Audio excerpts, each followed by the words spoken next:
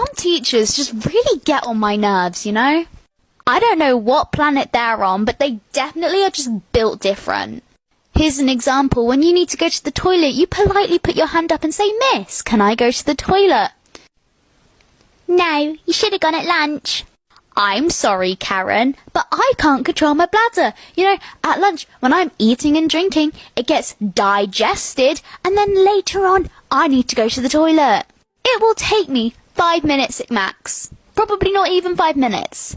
Considering our lessons are like an hour long, I'm sure that's not too much of an issue, is it?" And then sometimes they're just like, "Okay, but you need to wait until so-and-so gets back." I need to go to the toilet. I don't care about talking to anyone. I want to go to the toilet. I don't care about that. What do you think we're going to do in there? Just sit and chat for the rest of the lesson? No. And then they're like, "Don't want you having a bit of a mother's meeting in there." Oh my god. And the scariest thing in school is when they put the I can't even say it, the name on the board. Ah! Who remembers in primary school it would be home time and all the parents are standing outside waiting for the teacher to let you go?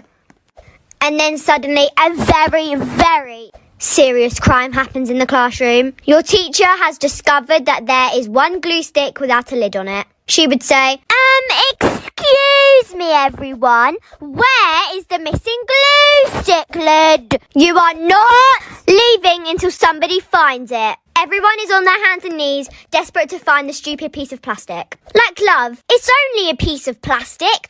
Nobody wants to steal it. No one wants to sell it. It's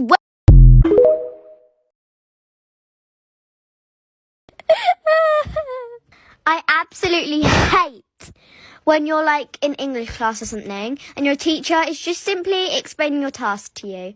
But then you decide to start a very loud conversation with your best friend. She notices you and your teacher gives you that look that really says no. She's like, "Oh, wait." You both look at her like, "I'm so sorry. Was my lesson interrupting your conversation?" "It's fine, guys. Seriously, I'll wait." I'm like, "Thank you, sister, because I've still got to go through all the drama with my best friend. And last time I checked, you were teaching in our conversation." I do not understand in the slightest how I can literally be falling asleep, right? I cannot keep my eyes open. But then when I actually get into bed and I want to go to sleep, I can't. I'm all of a sudden not tired. It's like I swear my days are backwards because I don't know how this works.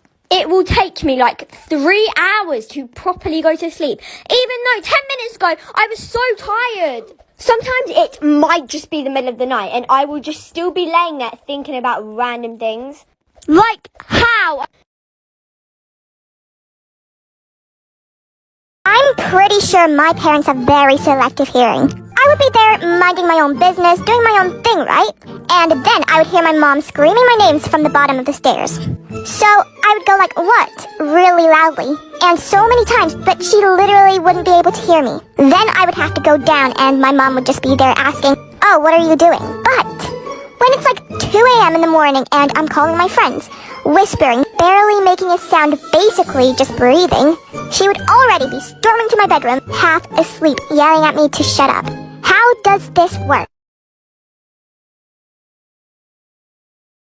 So y'all remember how PE teachers used to make you run the mile in elementary school? Well boy do I have a fucking story for you. So I was out on the field running my second lap and my stomach started hurting because my fucking mom decided to buy McDonald's for breakfast. So I asked the teacher if I could go to the bathroom and that bitch ass Trump gorilla looking motherfucker said no, so I just kept running and prayed to Michael Jackson that it would go away. So I'm on my third lap and I have to fart. And on God I pulled a Nessa Barrett. So much shit came out that I could literally make a 4-course meal with it. And a chocolate fountain for dessert. I was about to fucking cry. Obviously I wasn't gonna tell my teacher that I shit myself, so I just said I felt like I was gonna throw up. So I go to the clinic literally holding my hands on my ass so nobody would see my shit. When I get to the clinic the nurse tells me to sit down, but in my head I'm like, bitch, if I sit down your chair is gonna look like the chocolate river from Charlie and the Chocolate Factory. So I just lean on the wall until my mom comes to pick me up. When I stand up off the wall to go to the bathroom my shit is smeared on the wall and the nurse looks at it and she's like, "What the fuck? Was that you?" And I was like, "Ew, hell no," and I run to the bathroom and my whole ass had shit on it, and when my mom picked me up I started crying because she asked what smelled like dog shit and she thought she stepped in something and I had to tell her it was my ass.